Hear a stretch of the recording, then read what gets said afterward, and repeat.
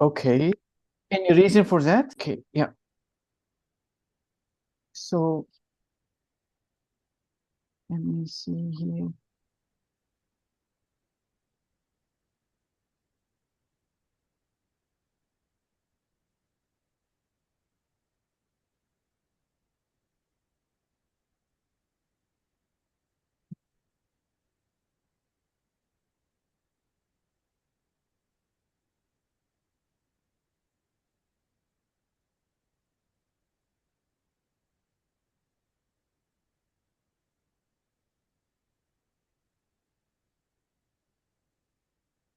Okay, can you open then the login process enhancement and database structuring?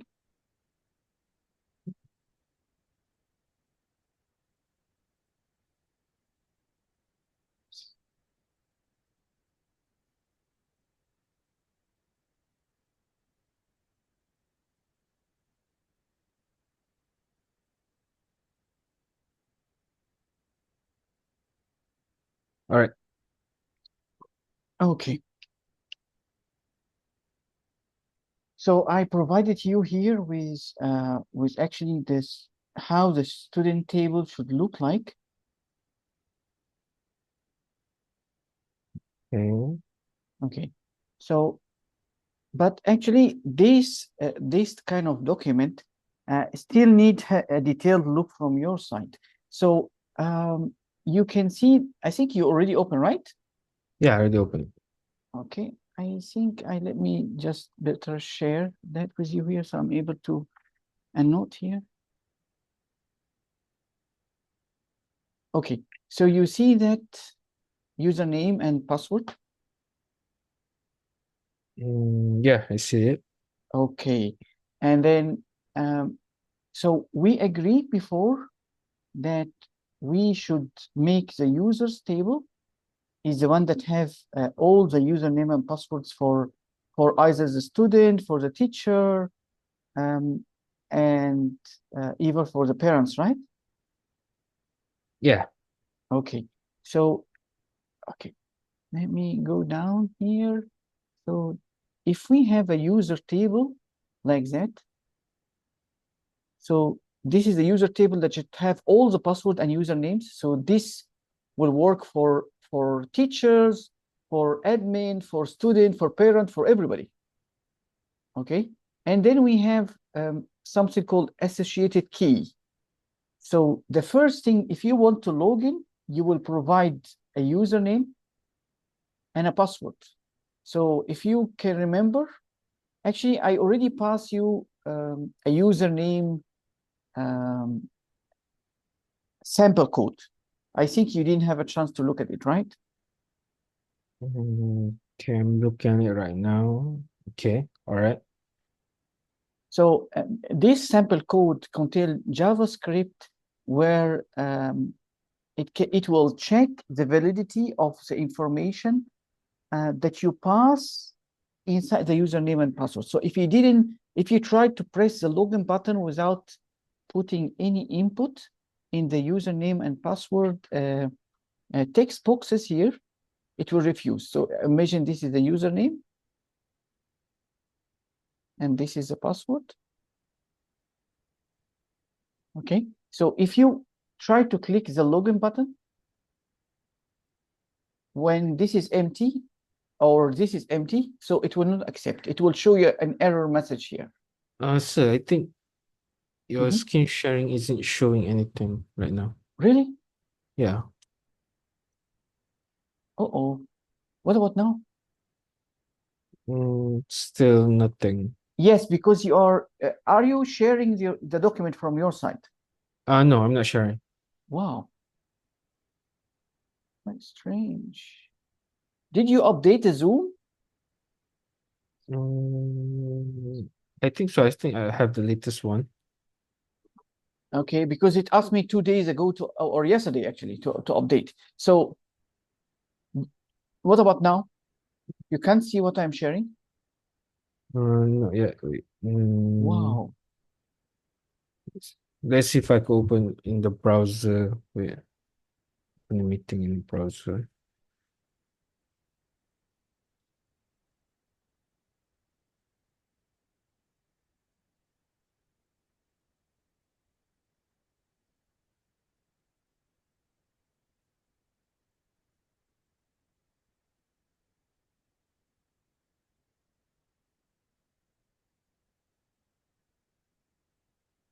So actually, let me see here. So actually, I am.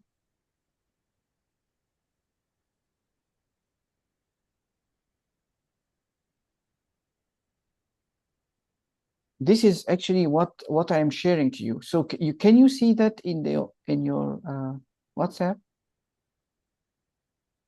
Yeah, I can see it. Doesn't show. So that's why I am a bit surprised here. Why didn't it sharing with you or showing you anything? Let me see then. Ah, what about if I? So since the start, you didn't see anything from my side, right? Yeah, I think because it has only it's loading up the screen sharing. That's why I just waited for a while. Okay.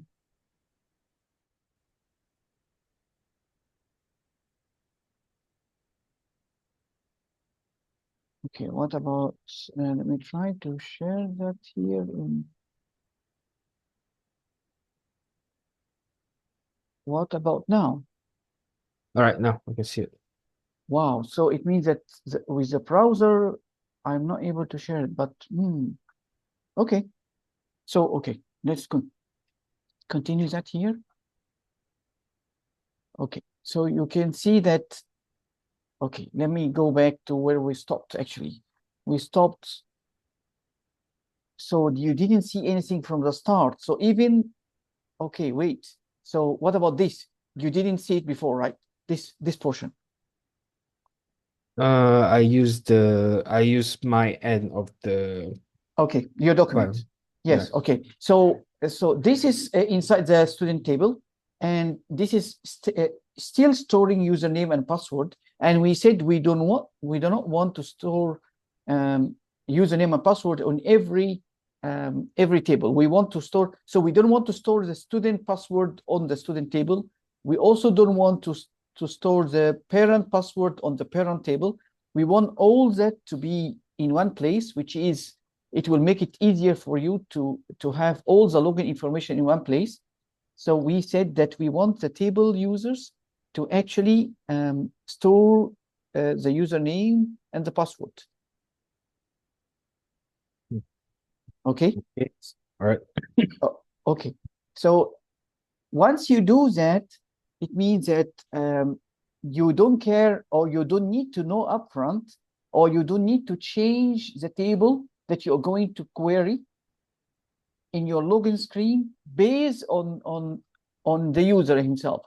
You, whatever user, student, administration, or parent, and so on, you will just key in the username and password, and then you will be able even to detect the role.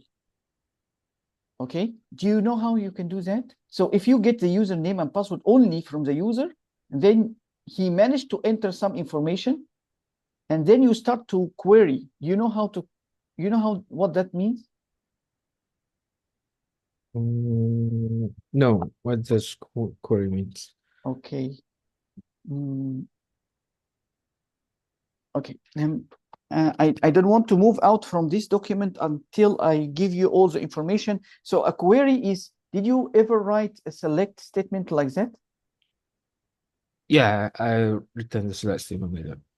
So this is called a query. Okay. Okay. So typically when you're using PHP, you have to write a query.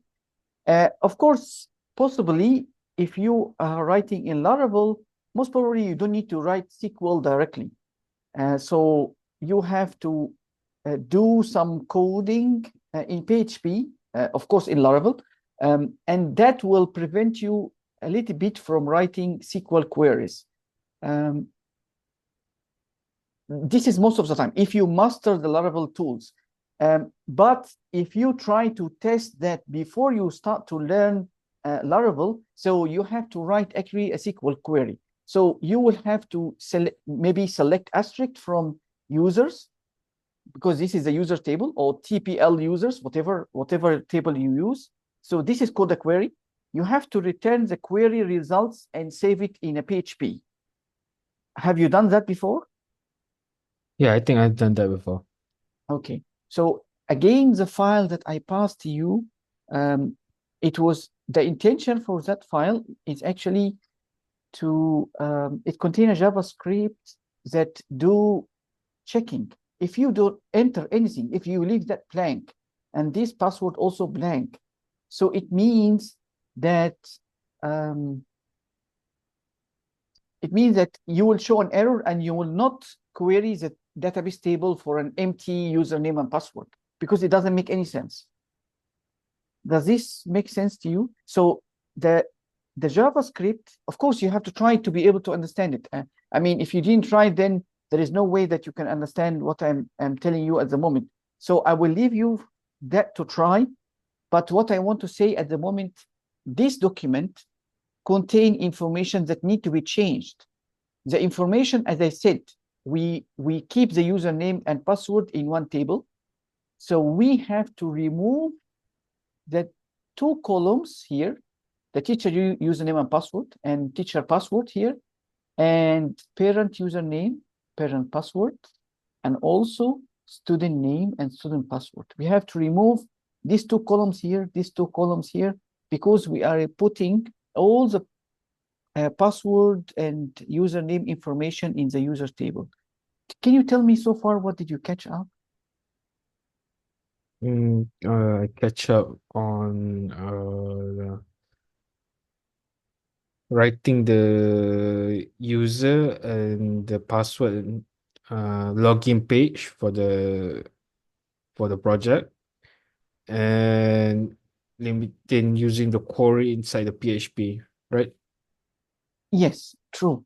Yeah. So do you understand why we need to remove the two columns here from the teacher table? These two? So that we don't get confused from the other tables Mm, when try to read the code. only that? Hoping that it doesn't what's it called, confuse on the students and the parents username. Okay. Let me try to correct that from your side here. So, okay, what do you think this column will store actually? uh the student's username and student password. Okay. Uh, and what do you think we are storing here? For the username and the password. Yes. What are we storing username and password here? Yeah. Okay. And does this work for everybody? Yeah, it was for everybody Okay. when we determine the roles for each one. Okay. So when you try to go to do the login, which table you're going to check if the username and password is correct or wrong? The users table. Why don't you check the student table? It depends on who are we logging as. Okay. So it means that, okay, it means that you might be missing a third input. So if you only provide here in the page of the login, let me then open that. I hope I'm able to share it. Let me see here. Not this one, this one maybe.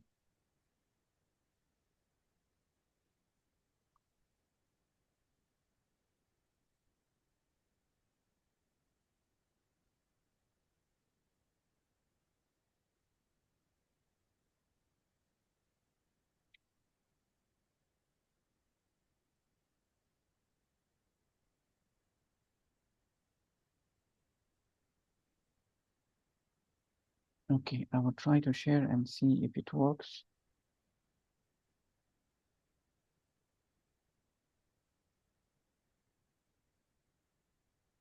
What about now?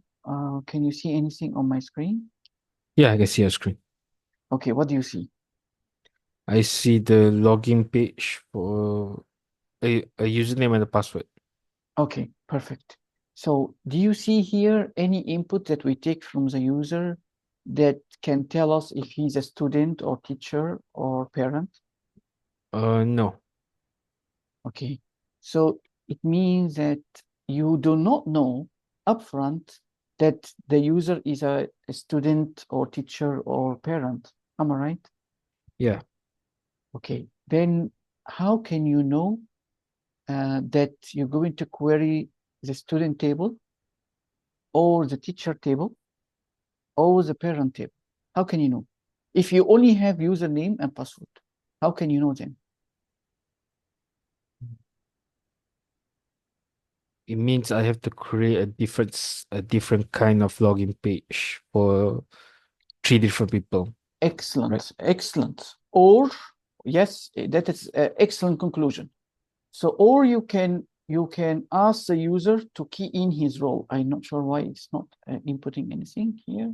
So it's possible that you can also maybe have a drop down like that, that can user can actually select student or teacher or even parent or even admin. So that is one possibility. Or you're going to do the 3 or 4 pages like you mentioned to me, but it's painful to do that. Okay. So I mean, you can choose. You want to do 3 pages or 4 pages for everybody repeating the same information and same login. Just this is a student login, this is parent login. So it's yes, it's possible. Or we can play smart. So if you play smart, you make all the login information into one table. And based on the username, so let me just share with you an example of that so that maybe you are able to understand or detect what I meant here. Stop and then share. Did you start to see what I'm sharing with you? Yeah, starting to see. Okay, so this is okay. As we said, we talked about that we have user table like that. This is a user table, this is a teacher, this is the student, and this is the parent. Any problem with that so far? No, no problem. Okay, I already put sample data here. So now we have 4 users so far. We have John Doe, Jane Smith, Alice Brown, Bob White. So this is 3 usernames. Can you look at the roles, please? All right. Okay, student, parents, teacher. So we have 2 teachers and we have 1 student and 1 parent. Am I right? Yeah. Okay. And we have an email and we have a password. So the password is an encrypted password. That's why it looks like that. Okay. So far, fine. Yeah, so Okay.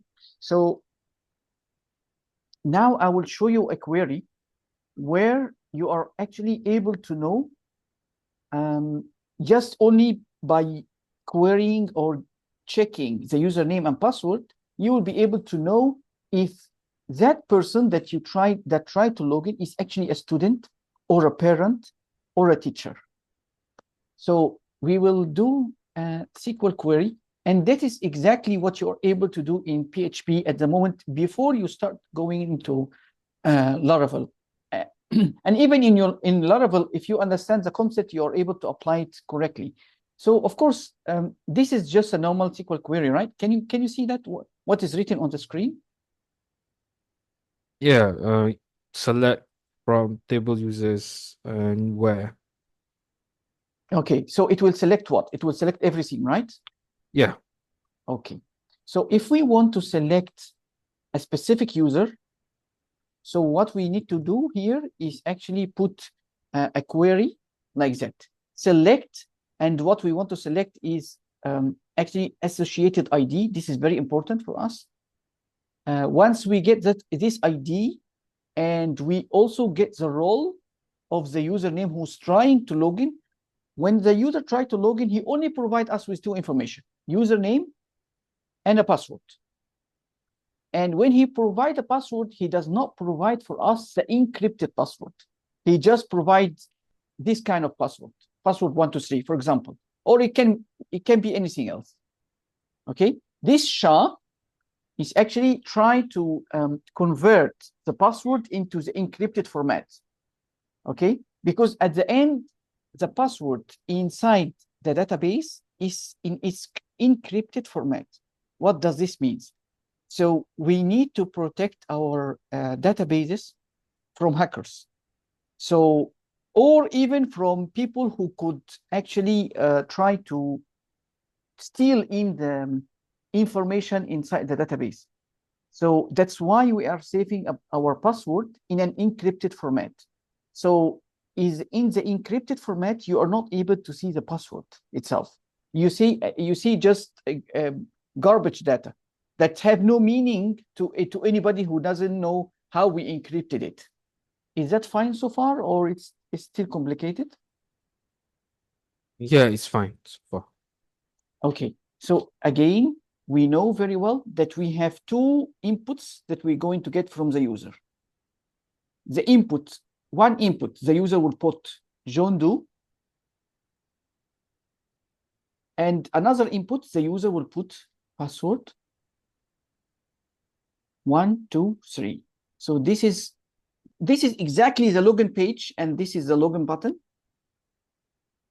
Once the user enters something here, and once the user start to log in, then you will have to attach such a SQL query to your PHP, and then look up for the returning information. What we want to return out here, two information, student ID and the role. So we query. If I query this, okay, look at here. If I say go, you see how many tables is going to show up, or how many rows are going to show up? Can you see what is happening here? Yeah. I see two columns only and one row. Am I right? Yeah, correct. Okay, it's called student ID and the role. So when I entered John Doe and password 123, this is the resulting information. So if I put username for a teacher, then we will see that the role coming out as a teacher. So what is this student ID? So look again at, we go to browse just to confirm.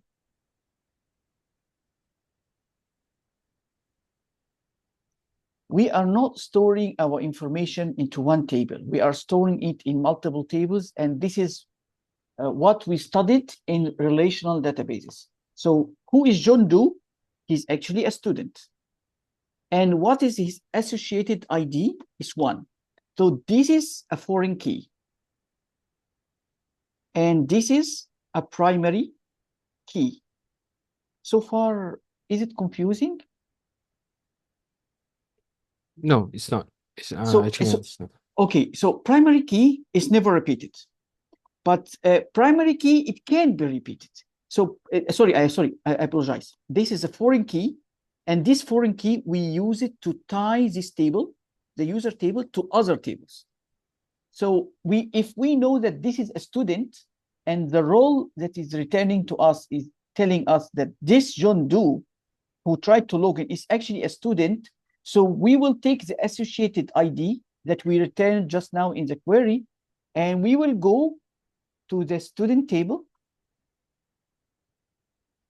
to query. So you can see that John Doe actually have at the primary key student ID here at 1 when the associated key, the foreign key just now was 1, and that is connecting or referring to the primary key in the student table.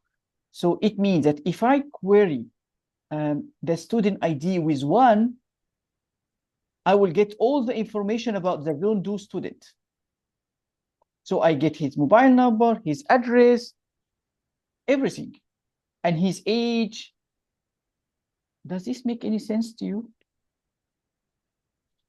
Or it's still confusing why you need to tie 2 tables together? Yeah, I think I understand it. A But little I bit. still a little Yes. bit, but I still don't know how to what's it called? Connect the 2 tables between the users and the students. Okay. So again, like I told you, okay, let me just share with you here. So what we're going to do here is, again, like I told you here, once you put this kind of query and then you run, you got 2 information. And most probably in PHP, you will get these 2 information in an array. So you have to access this 2 information in the array. So you will see the student ID that you get, it is 1. So you use this 1 to do another query to the student table. So again, this information is returned in the PHP. So once you do this, if you don't know how to actually use a SQL inside PHP, I can try to explain it on the next class. We can do some practice on that, but you have to tell me. So do you need me to show you how you can query and get something out from that query? I don't think so actually. You can do it? Yeah, I can do it. Sure. Yeah, I think so. Yeah, Okay. sure. Okay.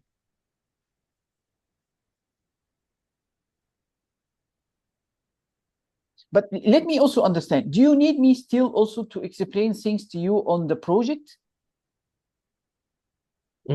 Yeah, sure. Yeah, I think it helps. Okay. So, okay, let me.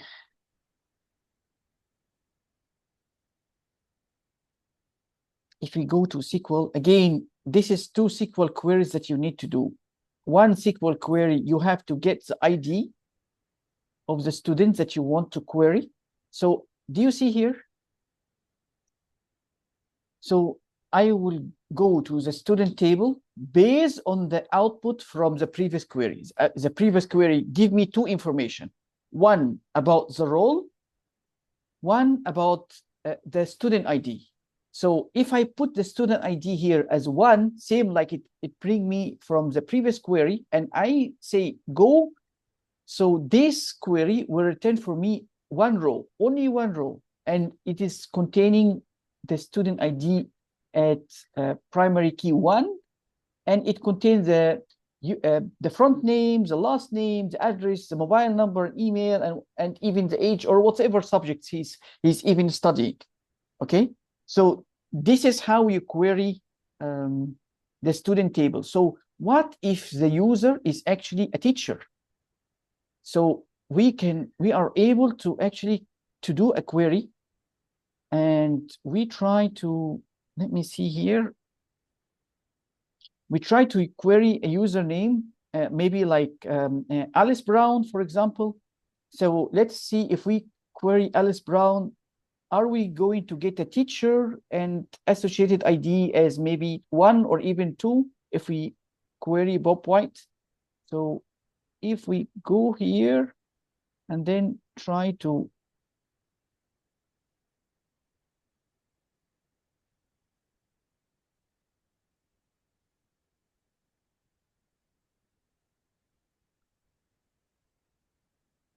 I'm not remembering at the moment what is the password, but I will try to go with the password 123, see if it works or not. So it returned nothing, yeah, nothing, 0. Maybe then the password that we put is actually wrong. So we need to put Pop White again. Let me see here. let me check the SQL dump that it was created to check if it is what is actually the password. Give me a second. I opened the SQL dump here.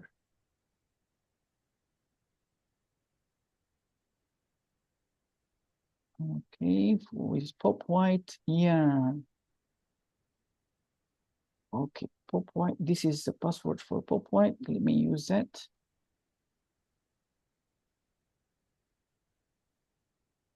Okay, so this is a password. Let me get the username one shot.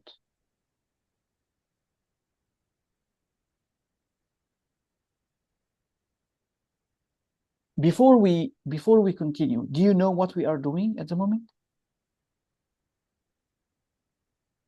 Are you able to recognize what we are doing? We are trying to find the table for the student ID. Okay. Right now? Yeah, it's true that I'm trying to find an associated ID and the role of the person who is trying to log in, because I want a smart way that I don't have to ask too many information from the user who is logging, because if he enters the username and password, it's actually enough for me.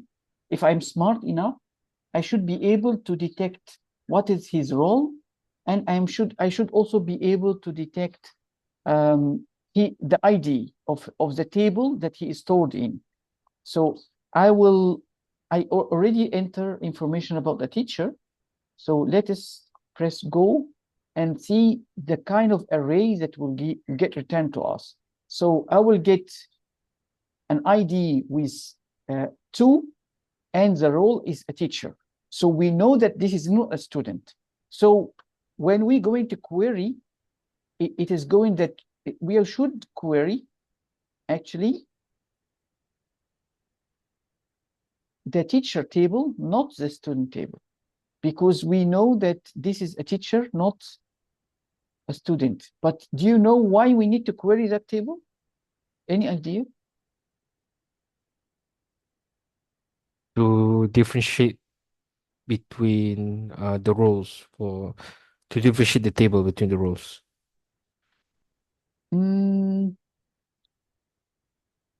Okay, so for every user who use your system, he will have the role will tell what he can do on the system. The teacher can see the students.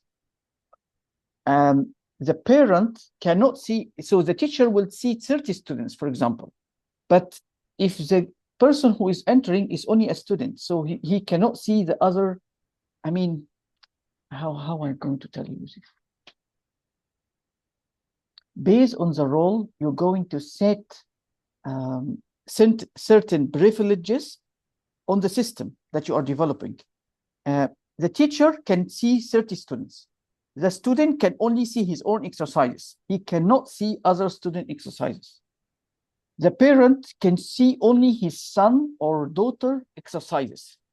So if you do not control things using the role is very important on your system, actually. You should be able to show every user based on his privileges. A teacher have a strong privilege. An admin have a strong privilege, but the parent does not have.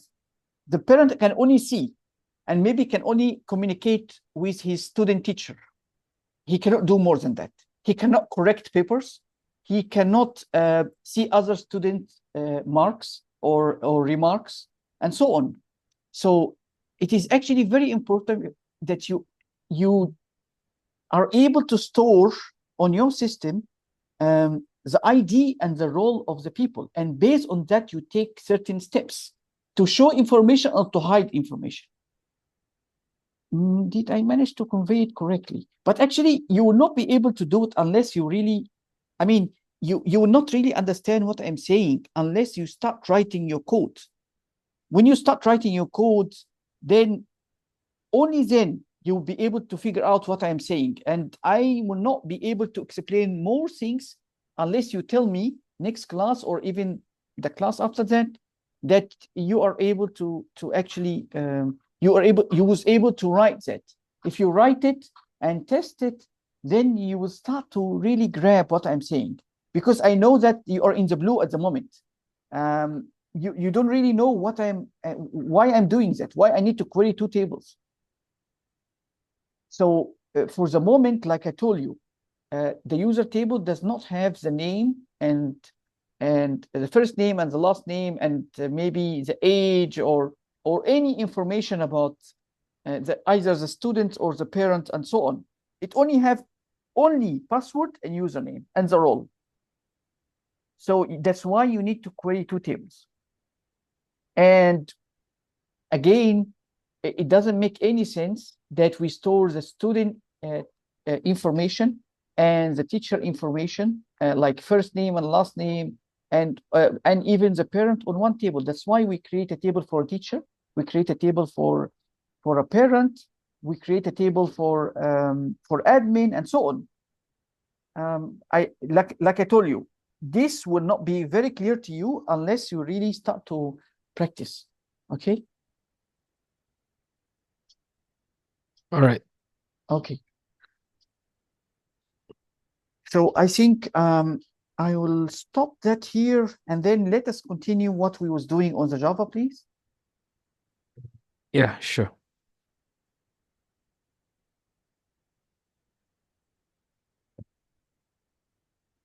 So can we go back to the last part that we was doing, which is you're supposed to do as a homework, which is the login attempts. Okay. Right, let me share. Um,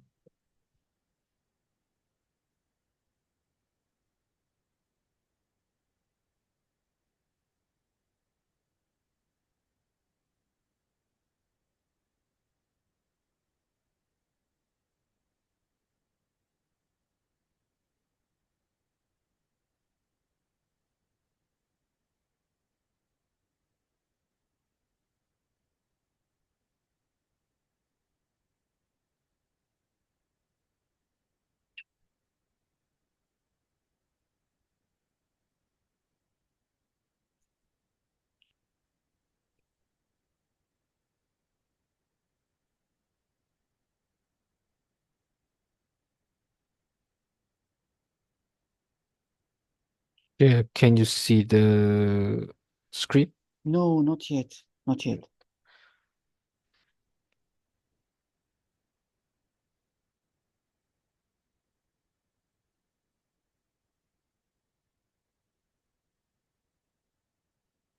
Mm.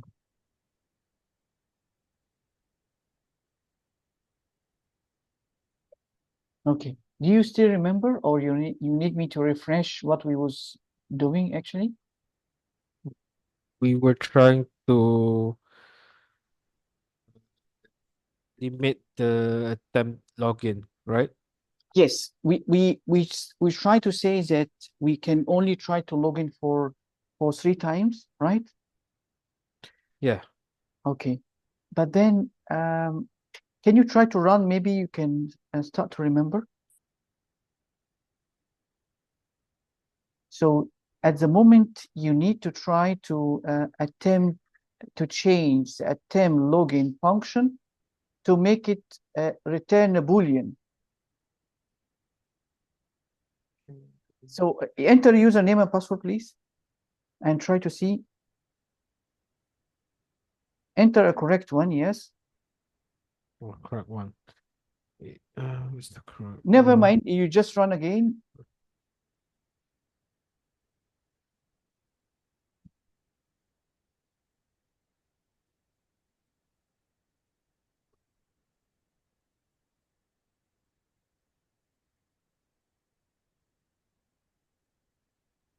Okay.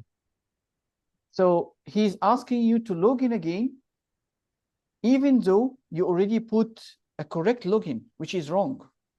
So he will make you try to log in for 3 times based on this loop. But we should not log in for 3 times if we enter the correct password and username. Am I right? Yeah. So we need a way to stop this while loop if we If put the a correct username and password. So this is what you need to do. We need to figure out how you can do that. Okay, let's try this break. So that means maybe if the login is true, we can put a break inside there, right? One possibility to do that, yes. Mm,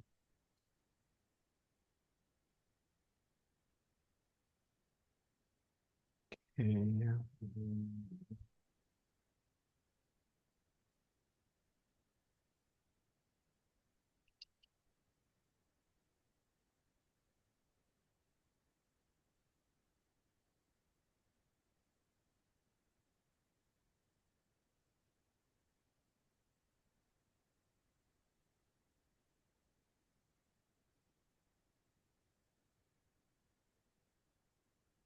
How to do this? If a temp login.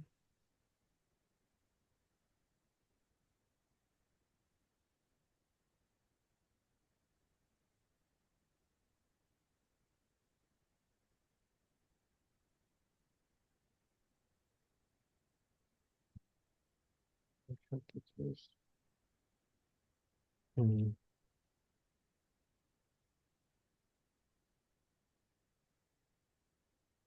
mm,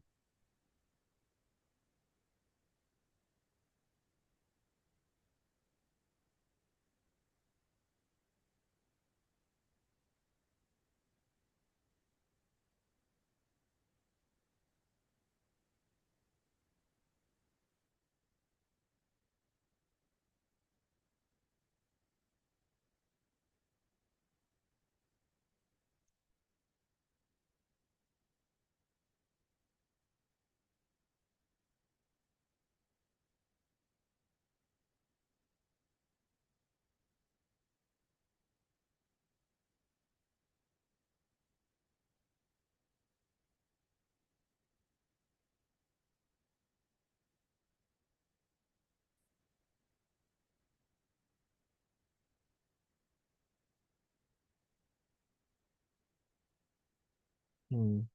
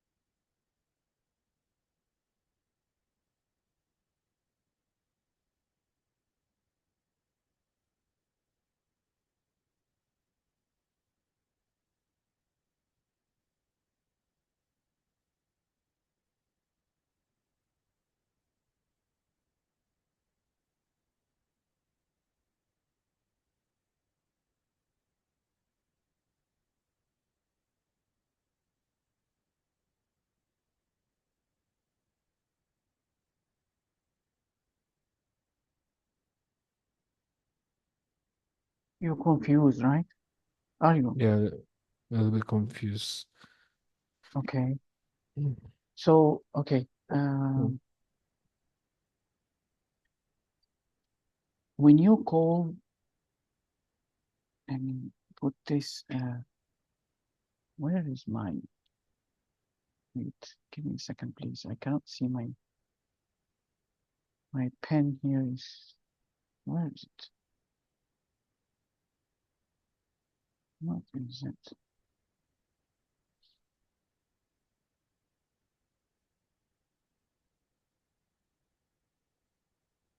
Okay, so what I want to say here that you're calling that here, right? What is that doing?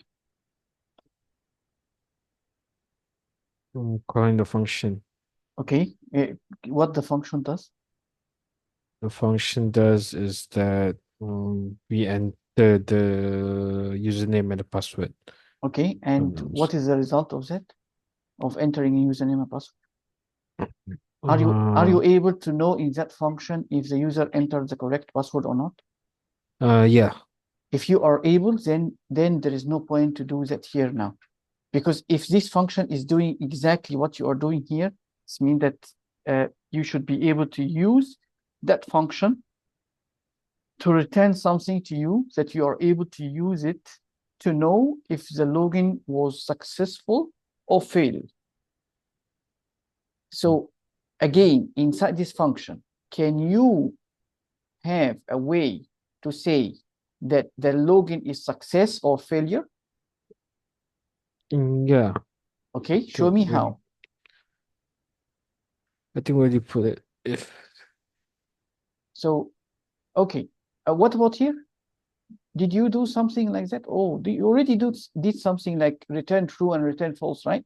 yeah, Okay, so when do you return true? when we enter the correct username and password, Yes, and when you get the false? when we enter the wrong one. Okay, that's great. That's great. Okay, so may I say that how can you get this true? So I'm returning true from the function. How I can get this true inside the while? And or how I can get this false? How can I retrieve the true and false? So you have a function name that returns something like true and false. But how can you save that into a variable inside your while loop? Hmm.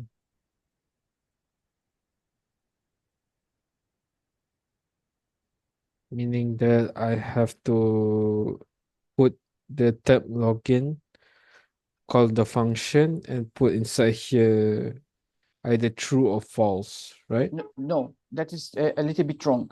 I want you to create a new function that is called sum. And it takes an integer x and integer y. And it should return also an integer. So create this function. Are you able to do that? Yeah, I think so.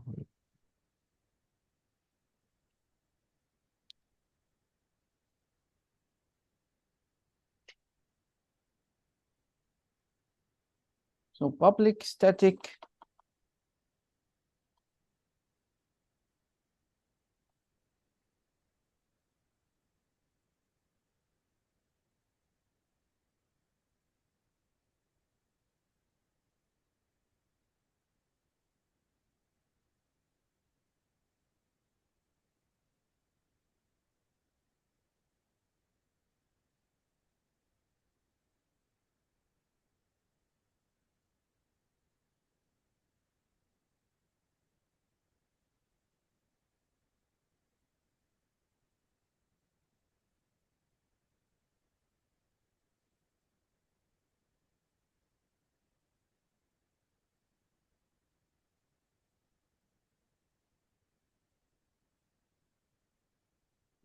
Like that, right?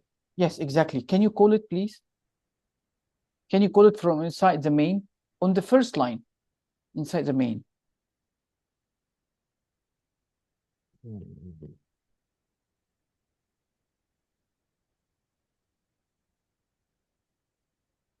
Give it 2 and 3 as an input. Okay, run.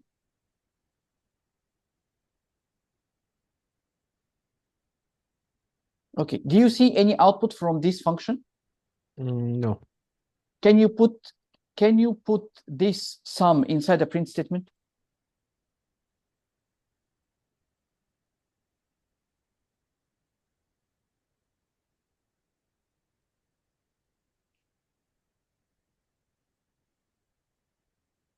So this function return the addition of 2 and 3.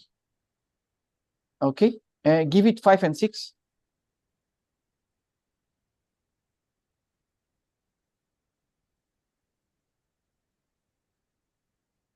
Run, please.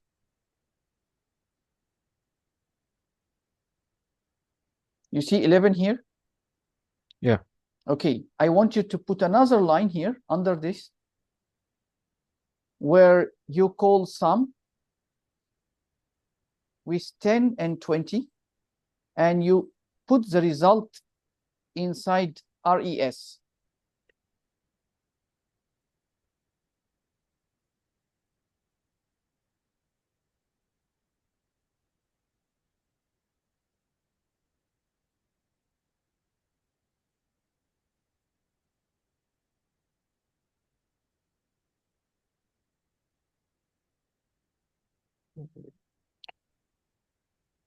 Okay. How you want to define? Yes, excellent, excellent. Yes. Okay. Can you print res?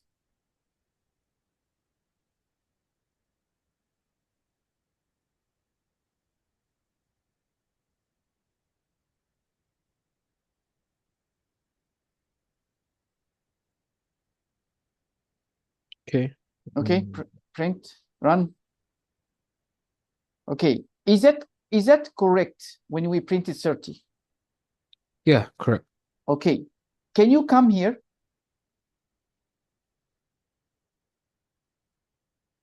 Write an if statement and check if res equal 30.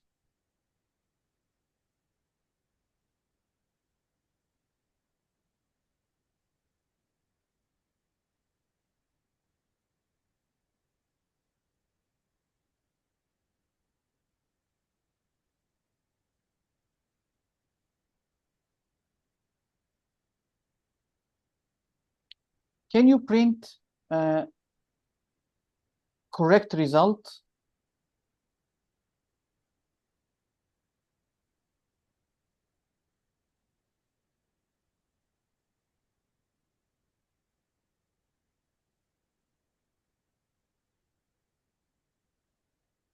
Okay.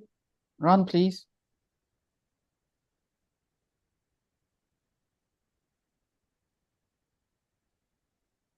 Do you see that being printed out? Yeah. Does this make sense to you? Oh, did you understand what we did here in these 2 lines? Yeah, I understand what you're trying to do. Okay. Why did I am show why I'm showing you this? Any idea? Mm. To show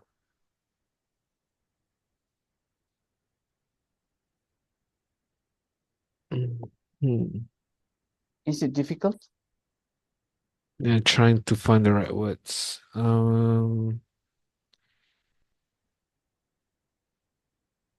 Okay. To show the correct. No, it's not the correct term.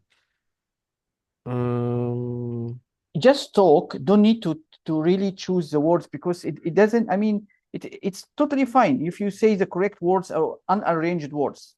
I just need to feel that you really have an idea about what I'm trying to show you. So if I want to um bring out the what's it called? The true results, I have to put in another type of what's it called? Not function, integer inside it, and then call it. Hmm? Okay. Let me confirm your understanding here about two things. If you have a function that returns something to you, there is two ways to show up what the function returned. Either you print it, you put the function call itself inside the print statement, or you store the result that the function returned inside a variable in this way. So the right-hand side gets something returned, and then whatever got returned here is saved on the left-hand side. So the left-hand side, which is a result variable, actually now storing the result of the addition of 10 and 20. And this addition, I'm able to put it in an if statement to check if it is correct or not. And based on the correct, if it is correct or not, I am able to take some actions. So if you use the same logic, you are able to go and check the attempt login. It returns true and false. You are able to save what comes out from the attempt login into a variable, and then you use an if statement to compare the returned value from the attempt login, and then take an action based on that. Oh, okay, I think I understand. Okay, so okay. So I think if yes, I need to put in Boolean.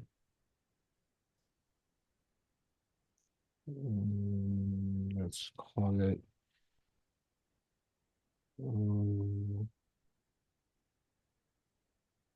Boolean true.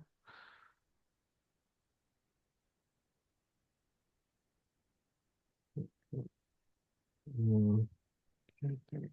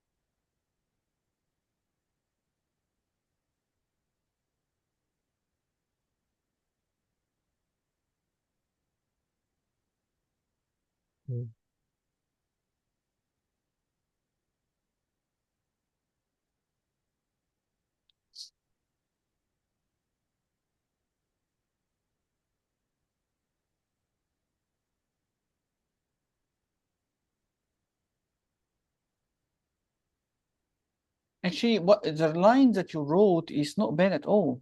It is actually the start of the correct answer, the start of it. So it's not bad that you saved the result of the attempt login inside a result variable, result boolean. But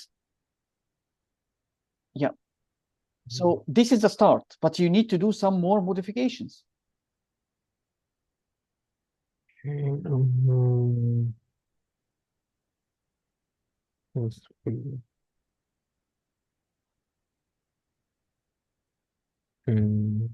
Username is admin.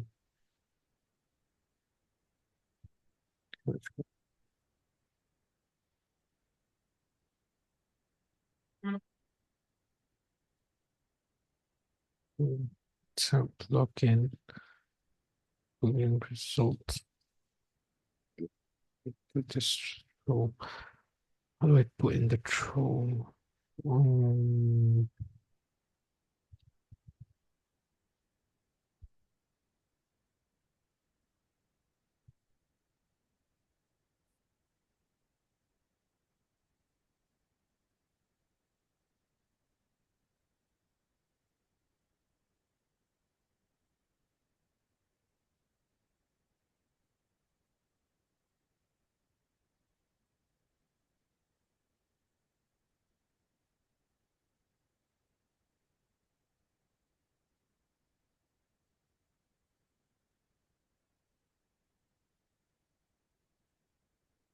hmm,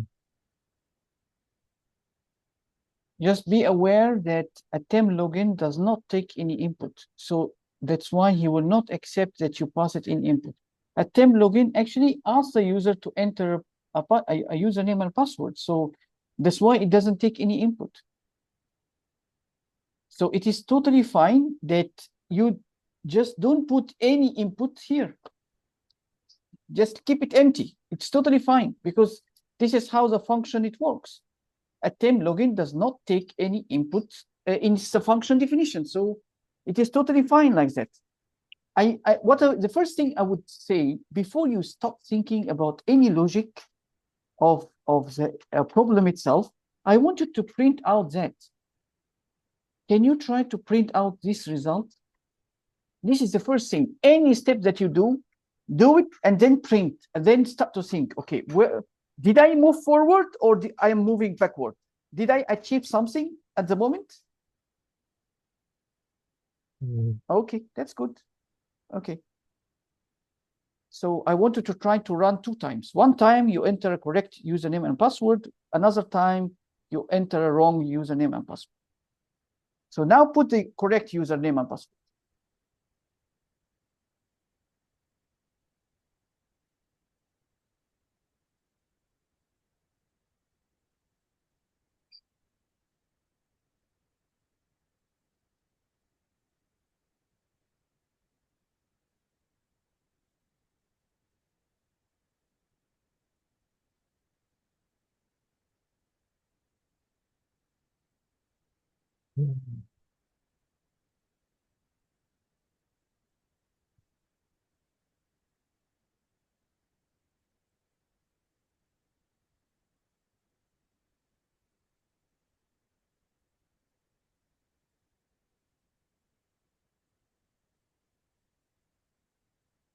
So can we look where we getting this username is true?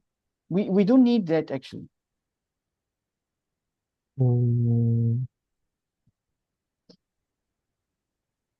Where we are printing username is true.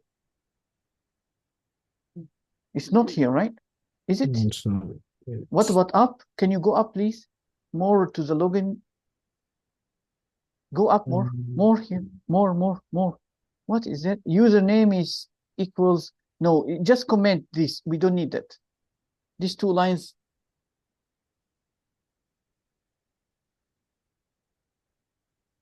Okay. Can you run again, please?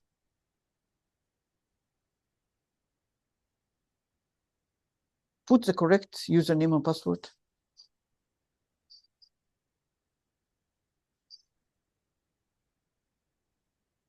So login successful, and then you print it true. This true, do you know from which line printed that true?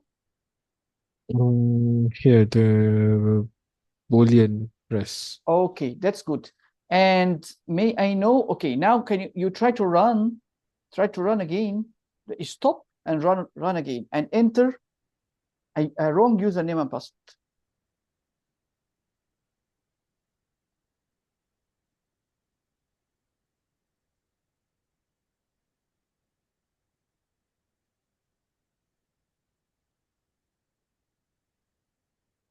So now, do you notice that you are able to get true and false printed out for you here?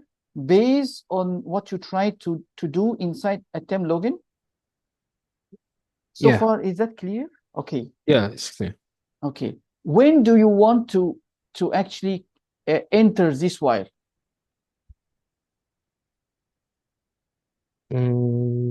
Before. Yeah, before. No, what I want to say is that this while loop, you don't need to enter it or run anything inside it unless your result is actually false. Or do you want to enter when it is true? When you do a correct login, do you want to enter the loop to try to log in more times? No, just trying to make it it's false. Okay, so maybe if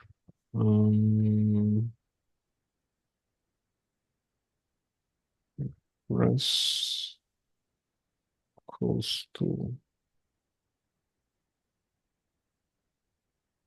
equals to false, then Yes, correct. run the while loop here.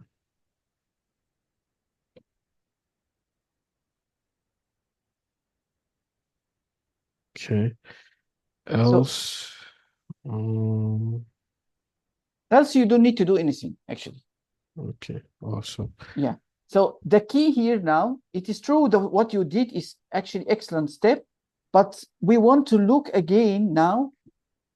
If you call a temp login again, how can you check if the result is correct or false? So inside the while loop, you're going to run a temp login again for 2 or 3 times, or even 3 times if your result is wrong. So how can you save the input or the return value that is going to come out from the attempt login? Here you save it up. But what about here? What can you do here? What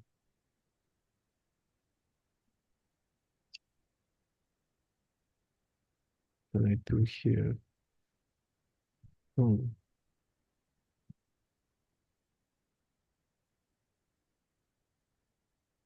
Should we imitate what we did here?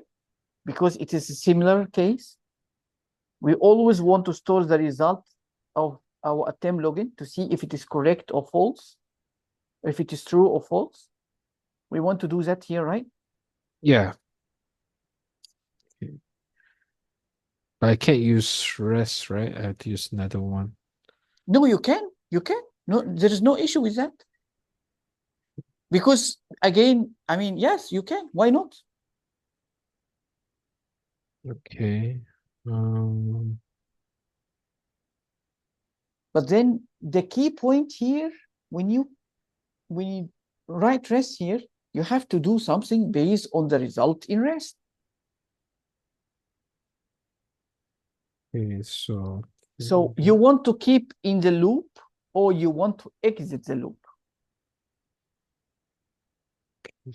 I want to if Exit. it's Yes. if Yes, it's say. false, right? Excellent. No, if it is true. If it is false, you need to keep in the loop. It means that the user put in a wrong username and password. If it is true, it means that he put the correct one. So we need to exit. We don't want to keep looping. We don't want to annoy the user with keep requesting a password for, even though he put the correct password. Am I right? Yeah. So that means I have to break in between here. Yes, correct. You should break, but break both based on what is the value stored in the result.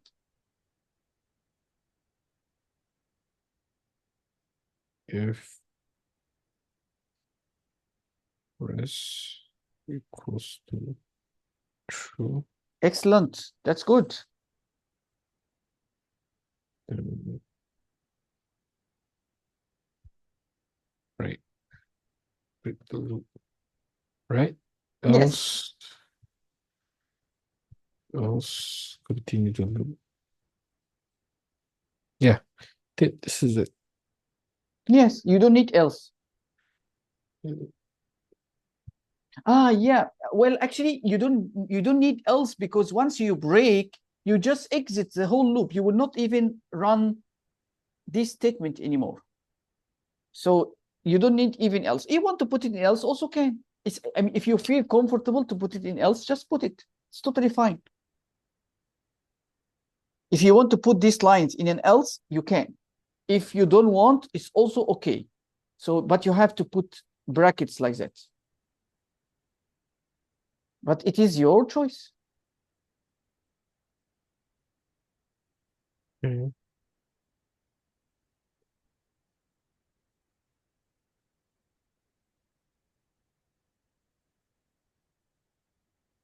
Okay, I think.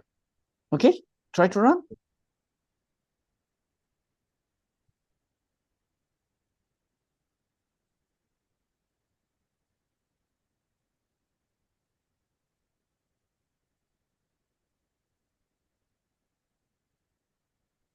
Mhm. Put the correct one and see if it exit or not.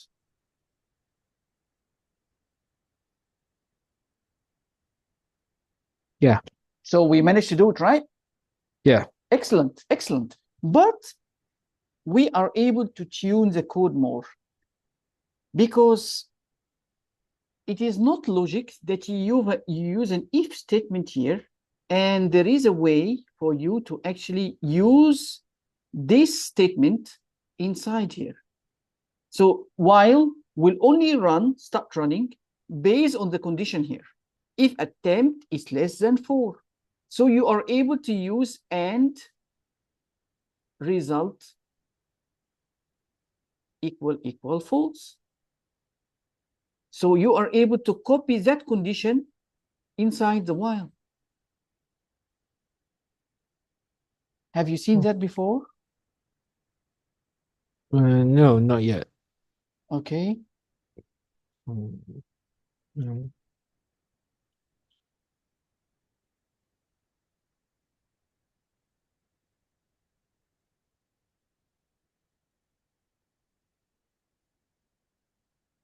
So, okay, let me remind you, when we want to put an and, this is what we use in Java.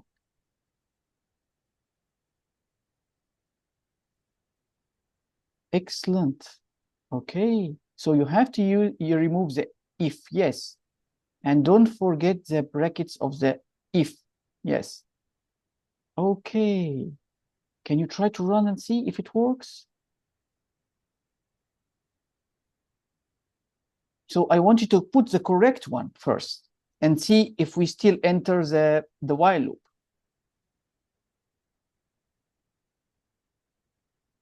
So we exit, right? It means that our condition in the while loop is correct. So now we try to, am I right, or you are still confused? Yeah, you're right. Okay, can now you put the wrong username and password, please?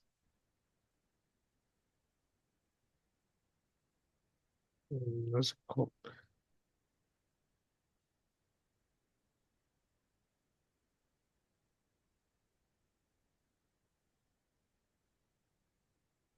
Now put the correct one.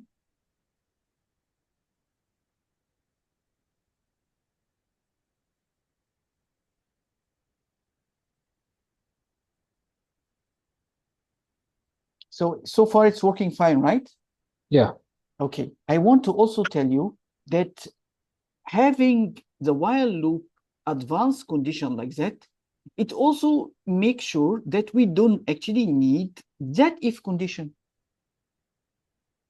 So the condition for continuing running the while loop is that we have two. The attempt must be less than 4, and the result must be false.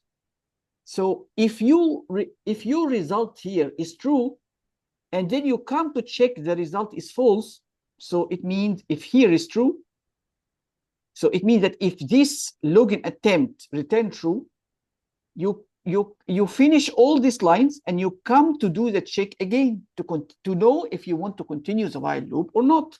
So you will check the attempts. Did you reach 3 times? And is it your result is still false? It means that your previous login attempt was wrong or failed. If it is failed, then you will run again. If it is correct, it means that this condition will fail.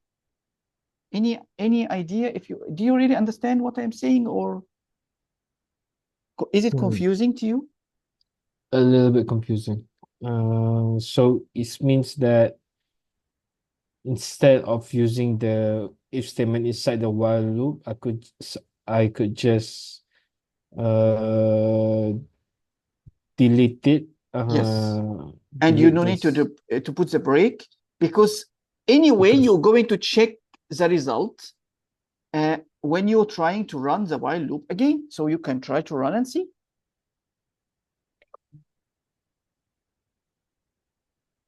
No, but why did you delete the result? You deleted. This is very important. Make Control Z, please. Control Z. Keep pressing Control Z until you get the whole line again. Control Z more. Yep. Okay. So I want you to only delete the if statement. Only the if.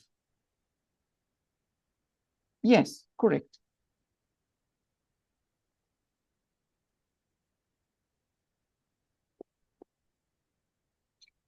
Put the wrong one. Yeah.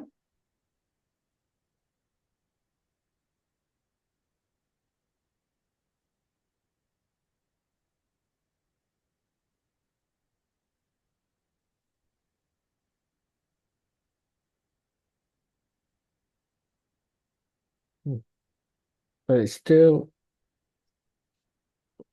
Still asking you. yeah.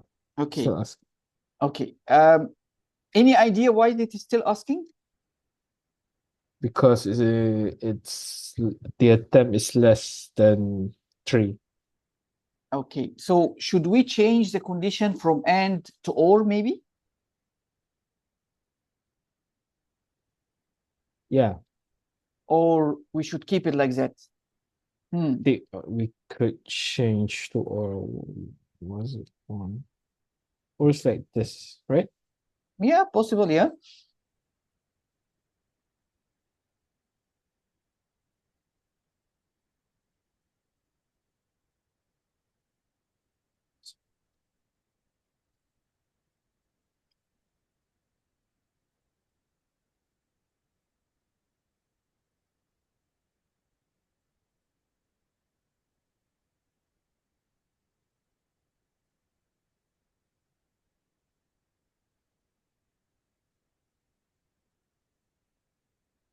Mm. Still asking Still, again. yeah. What do you think the issue is? The issue is the condition of the while attempt. No, actually, you did. Okay, let me just tell you first. Actually, it's the and is actually correct, but you are calling this login from here. Do you see? Do you see this line? This Yeah. line, you are actually calling the whole login attempt again. That's why it's appearing to you here. Why it doesn't appear before? Because you put the if statement before that here. So this line, do you need actually to call the login attempt again here this way? No need.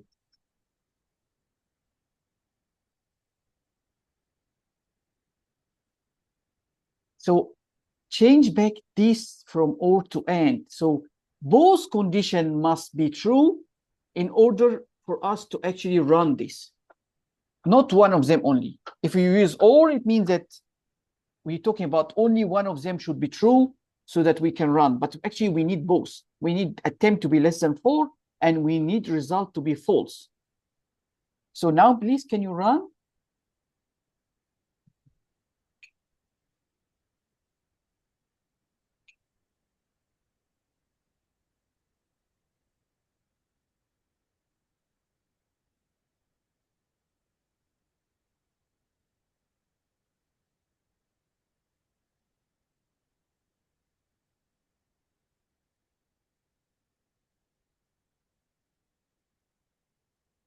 Now, do you see? Yeah. Okay. Is it working correct like that? Yeah, it's working correctly. Okay. So I think we stop here like this today, and then we try to resume next class. Okay. All right, sure. Okay. Take care. See you then. Okay, so we continue next class on Monday, right? Yes, next Monday, like you said. Yes. All right. Thank you. Okay. Bye bye. Bye.